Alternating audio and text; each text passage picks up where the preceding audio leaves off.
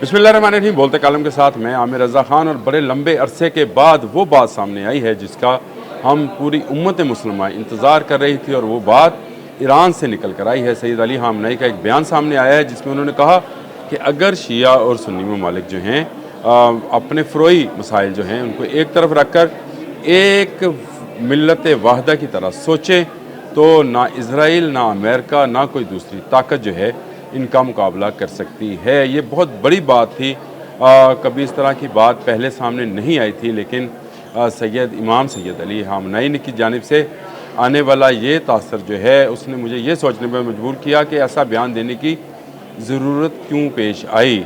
वो कहते हैं, शायर ने कहा था कि हमें तो अपनों ने लूटा, गैरों में कहाँ दम था, हमारी कश्ती डूबी वहाँ जहाँ पानी कम था। ये कोई शेर अगर आगे पीछे होए तो मुझे ज़रा माजरत, मैं कोई शायर आदमी तो नहीं हूँ, लेकिन ये बहुत ही तल्ख़ हकीकत है कि जो आयरन डूम या गोल्डन डूम अमेरिका और इसराइल बात करते हैं वो दरअसल चंद इस्लामी ममालिक में मौजूद उसके फ़ौजी अड्डे ही हैं जिनकी इजाज़त दी गई है, और उनको ईरान से डरा कर इजाज़त दी गई है।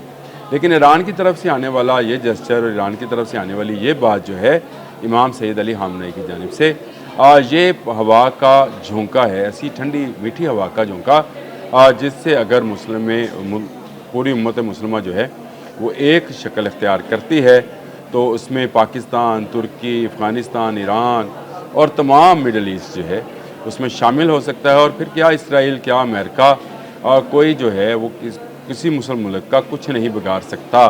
और इसके पीछे एक और बड़ी कुव्वत मौजूद होगी, जो कि दो बड़ी कुव्वतें मौजूद होंगी, एक तरफ रशिया, एक तरफ चाइना। तो ख़ित्ते में अमन भी होगा, ख़ित्ते में खुशहाली भी आएगी, तरक्की भी होगी। और अमेरिका हमारे मुस्लिम दुनिया का तेल जिस तरह से मुफ्त लेके जा रहा है, यानी जो कुआं खोदा जाता है उसका 65% जो है पहले ही कंपनीज ले जाती हैं, और जो मुस्लिम उम्मा के हिस्से में आता है वो 35% है, और वो भी उन ममालिक के हिस्से में है।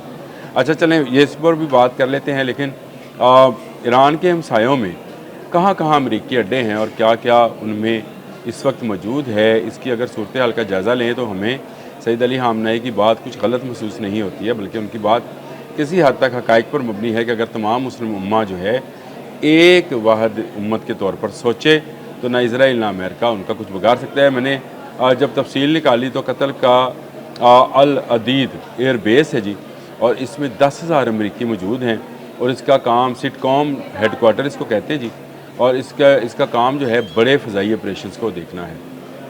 अब कतर और ईरान का कितना फ़ासला है आप सब बखूबी जानते हैं कि सिर्फ़ एक समंदर की पट्टी है। फिर आ जाते हैं बहरीन। बहरीन में 9,000 अहलकार मौजूद हैं। NSA बहरीन ये अड्डा है, और यहाँ से बहरी ऑपरेशंस किए जाते हैं। अमेरिका का 5th फ्लीट जो है उसका हेडकोार्टर यहाँ पर बनाया गया है, और यहीं से तमाम बहरी ऑपरेशंस जो हैं उनको मुकम्मल किया जाता है। उसके बाद कुवैत है जहाँ पे 13,000 अहलकार मौजूद हैं। छोटा सा मुल्क है कुवैत, वहाँ पर अमरीकी अड्डे में 13,000 अमरीकी अहलकार मौजूद हैं, और आप सोच सकते हैं कि उनके होने का मकसद क्या है। कैंप आरिफ जान अली अल सलीम एयरबेस, ये भी एयरबेस है जी, और यहाँ से भी फ़ज़ाई ऑपरेशन, लॉजिस्टिक, फ़ज़ाई नकलो हमल और सप्लाई का काम लिया जाता है। फिर UAE में है अल दरफा एयरबेस है जिसमें 5,000 के करीब अहलकार, अमरीकी अहलकार मौजूद हैं। 5,000 अमरीकी अहलकार का मतलब आप समझ लें कि इसका मतलब यह है कि बाकी लोकल्स होंगे।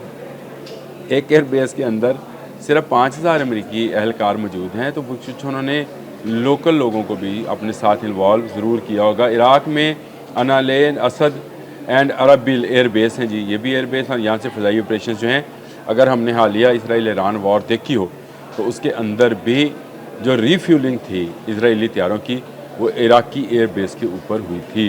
उर्दन है, यहाँ पर तकरीबन 3,000 हैं। मुफाफिक सालती एयरबेस इसको बोलते हैं, और इसमें भी जो है एयर ऑपरेशन जो है उसको किया जाता है। फिर अमान है, इसमें भी जो है मुख्तलिफ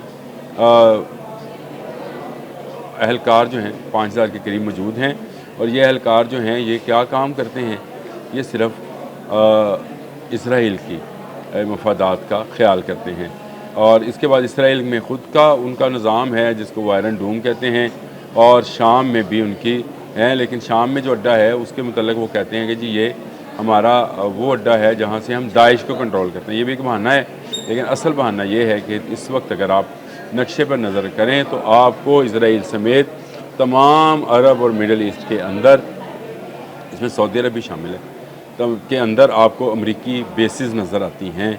और ये अमरीकी बेसिस जो हैं दुनिया के लिए ख़तरा है, क्योंकि अमेरिका एक मिडल ईस्ट को एक बड़े अमरीकी फ़ौजी अड्डे में तब्दील करने में कामयाब हो गया है, और इसीलिए धड़ल्ले के साथ वो ईरान को धमकियां लगाता है। सैयद इमाम अली ख़ामेनी की जानिब से आने वाला ये जेस्चर जो है ये बहुत ज़बरदस्त है, और इसमें अगर मुस्लिम दुनिया का एक बड़ा ब्लॉक बने, जिसमें मैंने पहले भी निशानदही की कि उसमें तुर्की भी शामिल हो, पाकिस्तान भी हो, ईरान भी हो, अफ़गानिस्तान भी हो, और तमाम मिडल ईस्ट बशमूल सऊदी अरब के तमाम शामिल हों, तो ये एक बड़ा फ़ौजी इत्तेहाद बन सकता है, जिसका मुकाबला शायद करना इस वक्त किसी सुपर पावर के कंट्रोल में नहीं होगा। लेकिन चीन और रूस को तो साथ मिलाया जा सकता है, जो इस वक्त भी ईरान की हमायत में साथ खड़े हैं। चीन जो है वो पाकिस्तान के साथ खड़ा है, रूस ने भारत से अपनी जो है वो अपना हाथ उठा लिया है।